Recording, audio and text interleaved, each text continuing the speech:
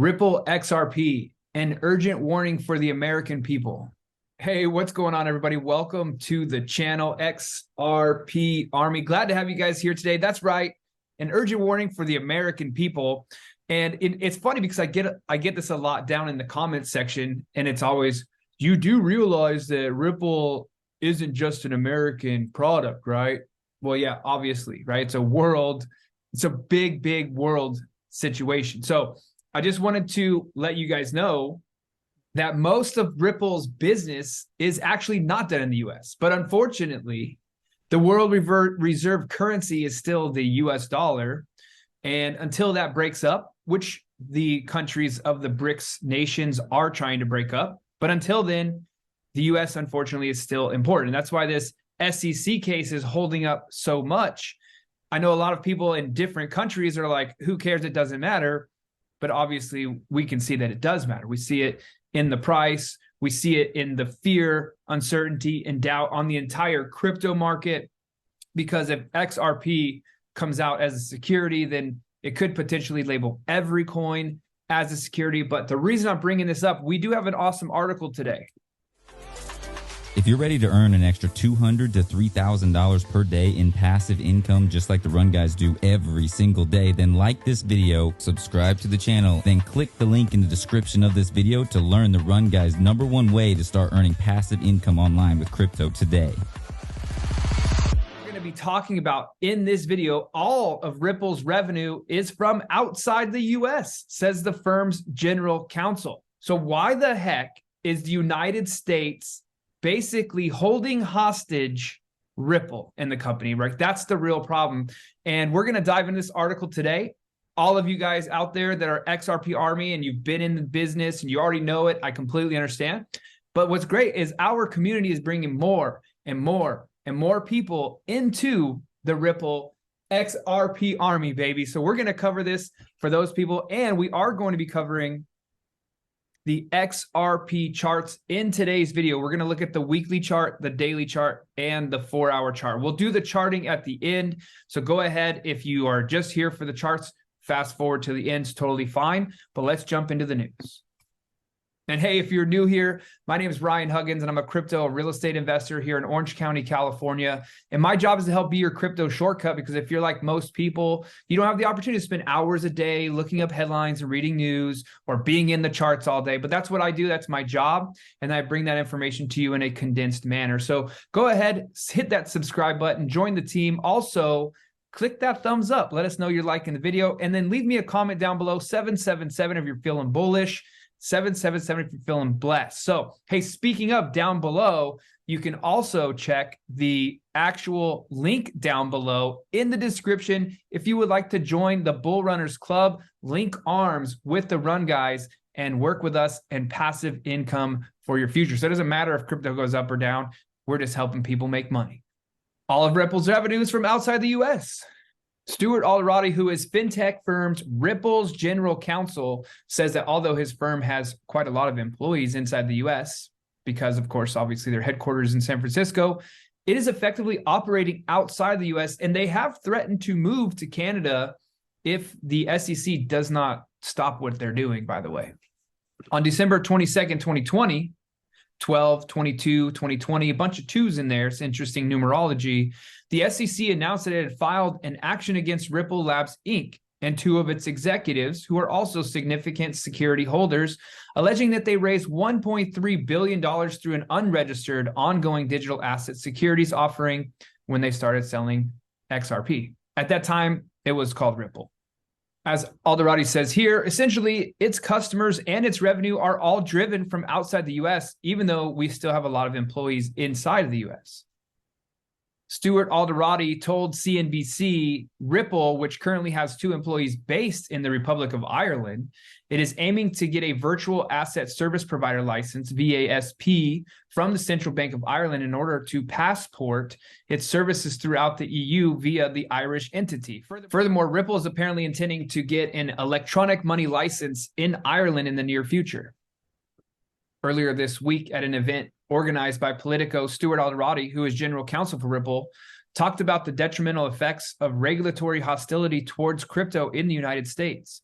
On the 20th of September 2022, Alderati talked to the detrimental effects of regulatory hostility toward crypto in the United States during a conversation with Callie Bott, who is a senior VP at Politico at an event called Writing the Rules of Crypto. Alderati goes on to say, in the past 2 years, we had the strongest years ever as a company. That 10 billion in volume mostly is driven offshore. And by the way, that is all done compliant with anti-money laundering laws, OFAC, Office of Foreign Asset Control laws, anti-sanction laws, etc. Why is that? Why haven't we signed a single US customer in the past 2 years? Because of regulatory uncertainty and really regulatory hostility. He goes on to say, what we're doing here in the US, and I think principally throughout the SEC as an institution, is we're elevating politics and power over sound policy. And in doing that, you're not only hurting innovation and innovators and entrepreneurs like Ripple and others, but ultimately you're hurting the retail holder of this asset. In another interview, Alderati said, I do believe that this policy in the United States of regulation by enforcement is a failed policy, and it's creating havoc in the marketplace. And that havoc in the marketplace ultimately hurts the very retail consumer that the SEC supports to protect. So first, I want to agree that I do believe that this policy in the United States of regulation by enforcement is a failed policy, and it's creating havoc in the marketplace, and that havoc in the marketplace. So let's take a look at this interview here on Coindesk. First, I want to agree that I do believe that this policy in the United States of regulation by enforcement is a failed policy, and it's creating havoc in the marketplace, and that havoc in the marketplace ultimately hurts the very retail consumer that the SEC purports to protect. I think what we're seeing is power and politics elevated over sound policy, and that is not a good thing. To your question, why Ripple? That is a good question. I'm not sure I have a good answer to it. What I will tell you is that the lawsuit was filed on December 22nd, 2020, on the last day of the prior administration when Jay Clayton was the chair of the SEC. The day after the lawsuit was filed, Jay Clayton left office, and within 2 weeks of the lawsuit being filed, the entire senior leadership team that was, I think, involved in the decision to file the lawsuit left the SEC. So why Ripple? I'm not really sure. I think we can all venture a bunch of different guesses. Maybe the SEC was tired of playing whack-a-mole with some smaller tokens, and they felt that if they could go after Ripple and indirectly attack the digital asset XRP, which Ripple relies on to facilitate its cross-border payments. Maybe they thought that they can send a broader message to the entire market. But I think what they've learned is that if you challenge a well-resourced company, that well-resourced company can put on a very robust defense and really expose the SEC that what they're doing in this case is not applying the law. It's not a faithful allegiance to the law. They're seeking to remake the law, and they don't have the power to remake the law. Only Congress can remake the law. So what's also interesting, as he talked about there, the previous administration in the United States, the SEC there, starts the case. Then everybody that is on that case leaves, fired, decides to not be in that agency anymore. All of a sudden, you have a whole new batch of people come in that didn't even know. I mean, obviously, there was probably meetings talking about this, that, and the other, but they didn't really know why they were taking it up. They didn't know any of the information of why this case was going forward.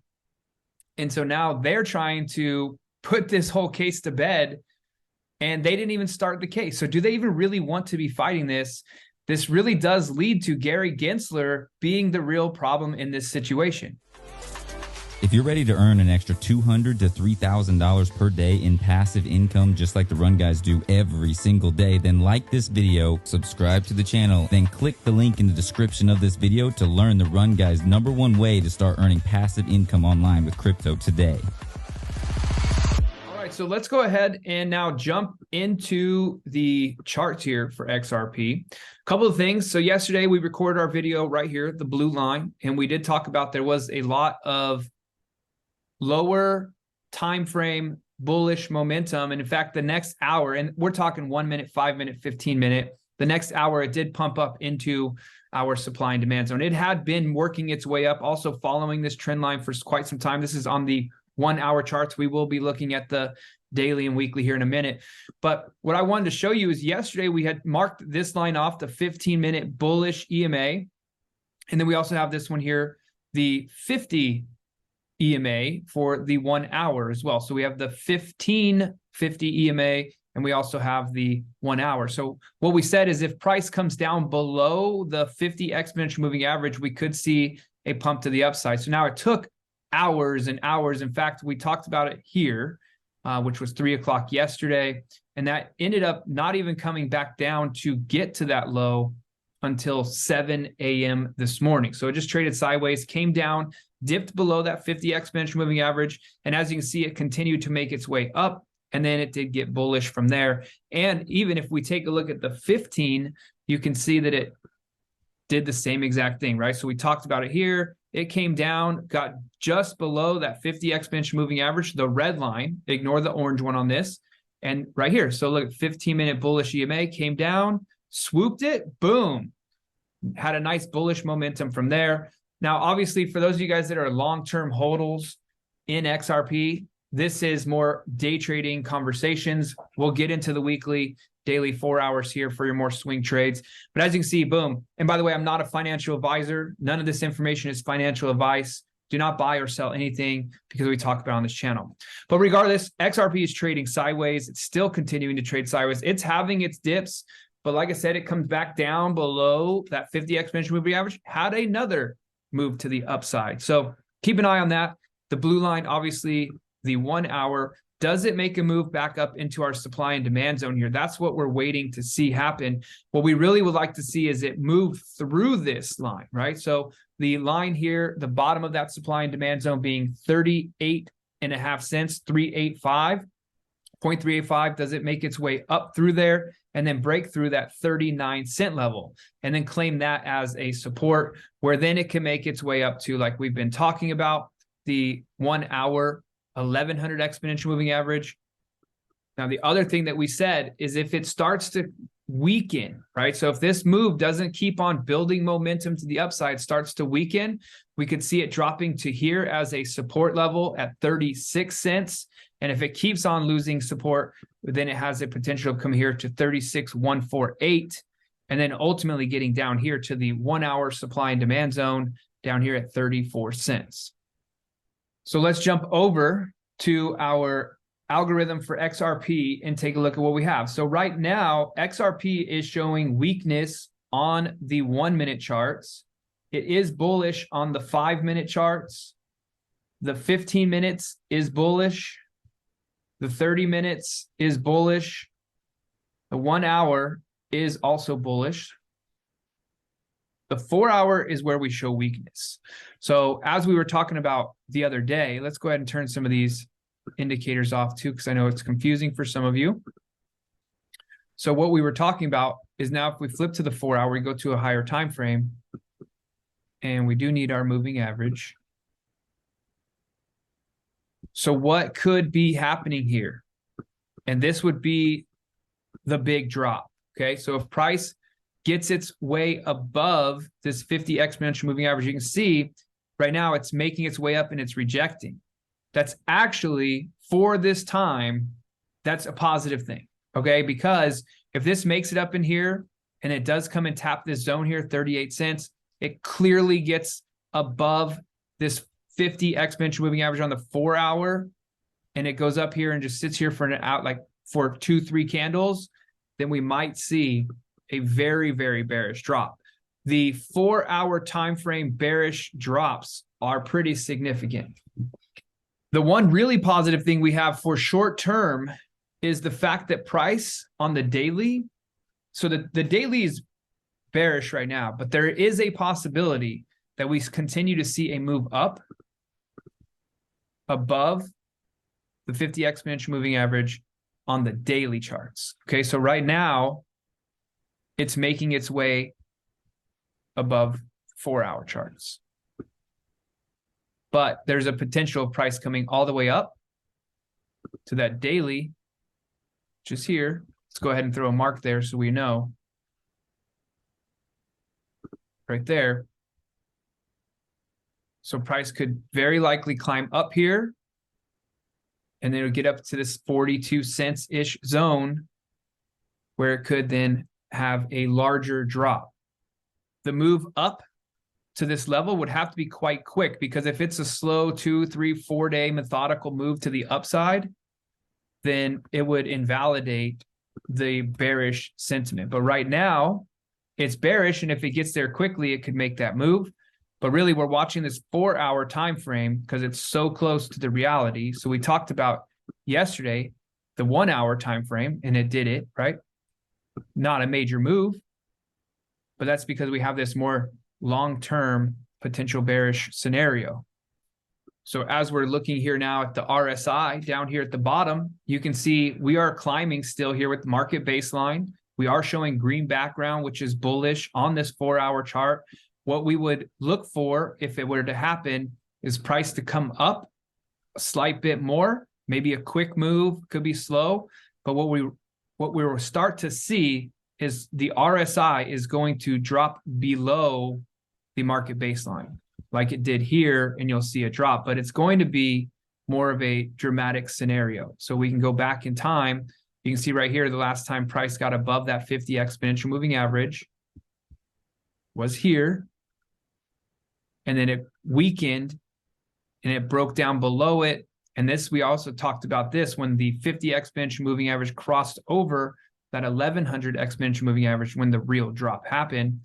You can see that's also when the RSI crossed market baseline and it had its drop. Right now, it's building up for a similar scenario unless we can get some massive volume behind it. Let's go ahead and take a look at the weekly chart. All right, so let's go ahead and start brand new naked charts. Heikin-Ashi, and let's see what we've got going on. So we got a zone here. Turn the magnet on. Let's do this over. So this is our last white candle before the drop. So the white candles are up candles. Blue candles are down. Weekly box is white. And then what we'll see here is the downside level, be this box here. And you can see that is where we have come to. So last week it got in there, rejected up. In fact, it rejected nicely with some volume coming in. It's also interesting that it very well could come up and close in that fair value gap that's there on the weekly. So you can see it could rise all the way back up. And that fair value gap is exactly closed when we reach that top line supply and demand level. That would be that 44 cents, 0.44480. That's the top of that level. It's also the top of that fair value gap. As we drop to the daily charts here, and we flip back on our moving average exponential ribbon,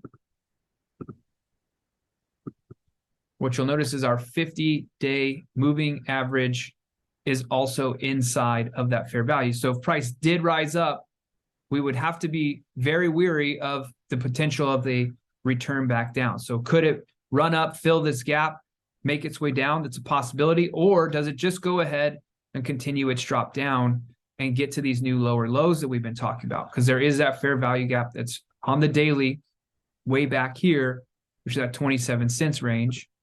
And when we go to our fair value gap, or when we go to our Heikin-Ashi candles, our last down blue candle before the up move gives us the supply and demand zone right there, 26 cents. So that's where I'm watching for XRP to be coming back to. We are seeing this contagion, all this craziness that's going on in the markets.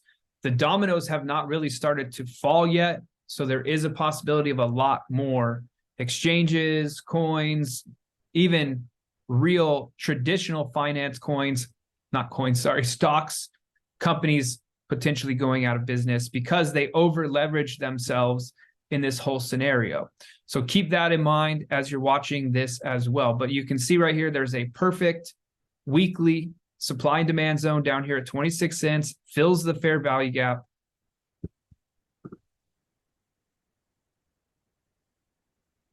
And when we flip to the daily charts, Heikinashi, or when we flip to the daily charts, Japanese candlesticks, it just lines up so perfect. What we'll also notice here is we're starting to develop a pattern. And we got our little triangle starting to occur. So does this play all the way out and squeeze out, or does it just make the run up? That's what we're waiting for. That's what we'll find out soon. So if there's some big momentum coming in, some volume, squeeze it up to the top. If not, we're going to come back down here, test in this zone anyway, and then we're going to wait to see if this can hold support here or if it falls all the way through. What you'll notice is we do have a bearish flag pattern, bearish pennant, whatever you would like to call it, starting to play out. Now, depending on where the breakout is from, the measured move could be like something crazy, right? So if you were to put it down here, you know, this is getting us to 13 cents. If we squeezed it all the way out, that's getting us to 15 cents. Personally, I don't see that happening, but that is what that measured move would play out. There is also the potential of 50% of that measured move. So let's take a look at that. Actually here. The easier way to do that is with the channel tool. Parallel channel. From here to the bottom of that level. And look at where the 50% level of that is as well, 25 cents. Because sometimes it's not a full measure move, just plays out the half percentage there. So that's the potential for downside. So keep that in mind.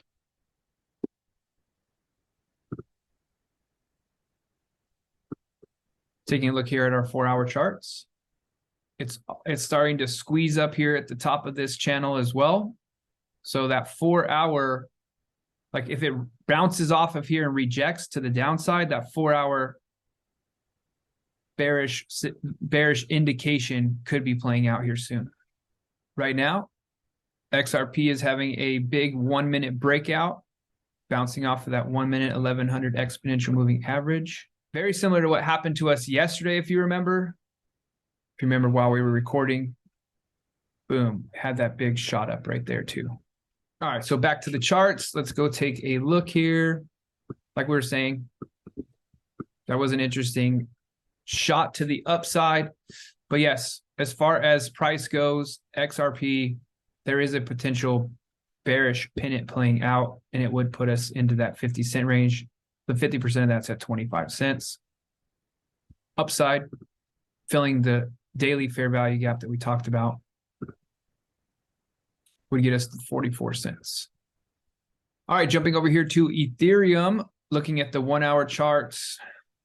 There's been a massive move this 1-hour candle, also experiencing that super high move that we just saw in this last couple minutes, you know, going from 1205 all the way up to 1220. It's getting into this crazy resistance zone. If it breaks this area and makes its way up to this zone up here, this 5-minute 1100 exponential moving average, getting to 1221, that would be an interesting move for XRP or for Ethereum. Now, this is the same thing we talked about yesterday with the 1-hour scenario on Ethereum. If it moved up here, which it did, just like XRP, we could see a sell-off. It has not quite sold off yet. It keeps on getting back up to that 1-hour 50 exponential moving average. Got up, tapping now, trying to go down. We have that 15-minute one, which was the same scenario, the more little drawing out here. Price got way above it, actually. Tapped down a little, started to make the fall, but now this could be the move to the downside. We'll take a look. Ethereum is still showing bearish on the 15-minute chart. So Ethereum's on the 1-minute chart is bearish. The 5-minute chart, 5-minute chart for, wait a minute. Here we go. Ethereum's chart is turning bullish on the 1-minute. The 5-minute chart is bearish. So right now, price just ran up above the 5-minute 50 exponential moving average. It also bounced off of this trend line that I've been following for quite some time. If this rejects, makes its way down, we'll see. Right now, the 50 exponential moving average is currently sitting at 1,208. If it breaks this level, 1206.50, we could see a drop down to the supply and demand level down here, 1195. Ethereum on the 15-minute charts, it's also trying to play out the 15-minute sell. It's just not quite getting above that. Let's clear all this off. This is just too much. Here we go. Now bring in moving average exponential ribbon. All right, here we go. So now you can see on the 15-minute chart, it's trying to get above that 15-minute. And then after it gets above the 15-minute, it would look to have it sell off. Right now, obviously, if more momentum, more bullish signals come in, then it could continue to climb to the upside. Looking at a downside signal here on the 15-minute charts. Let's turn this to purple for 15 minutes. That gives us the 1205, 1203 zone. If it continues to fall, then we would have this level here, which was the previous support, as you can see, supply and demand right there. That's at 1200. The bottom of that's 1198. If that failed, could drop even more. Come to here.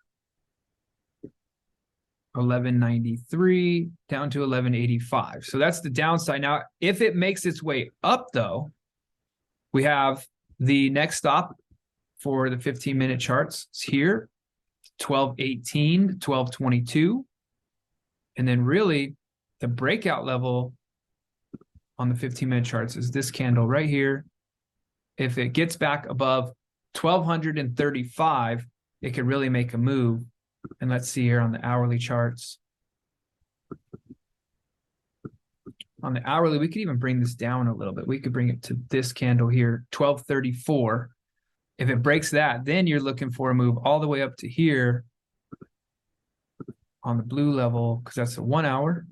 And that's getting to 1256 up to 1260, which that would be nice to see bullish momentum coming back in. If bearish momentum continues to carry out, we have all of these support levels all the way down to 1100. But like I said, there is a potential for Ethereum to return to its June lows, which it has not done yet. Bitcoin has already done it, right? So that's what I'm looking for as far as the bottom goes, is getting below those lows, because we're looking for, let's get the RSI back up here. We're looking for the weekly bullish divergence. And the bullish divergence will happen if price comes to a new lower low and RSI continues to keep its trend above the previous low. Jump over to Bitcoin. Let's go to the 1 hours. All right, so on Bitcoin, it made its run yesterday. We talked about that. It hit right in that zone while we were on the actual recording.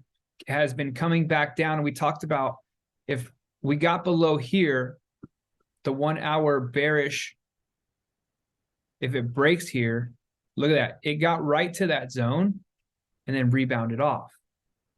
So right here, when it finally crossed here, crossed below that 50 exponential moving average, that was actually bearish. It came down, swooping back up, retesting off of that zone. And if we drop down another time frame, the 15-minute is above the 50 exponential moving average. So this, and it's also peaking at the volatility band here. So we're going to watch over the next 2 hours for Bitcoin to see if it comes up anymore. Once this price decides, probably 3-4 hours, once this price decides to break below the 50 exponential moving average, as it potentially could climb up as well. But if it breaks below there, we could see the drop. If you're ready to earn an extra $200 to $3,000 per day in passive income, just like the Run Guys do every single day, then like this video, subscribe to the channel, then click the link in the description of this video to learn the Run Guys' #1 way to start earning passive income online with crypto today.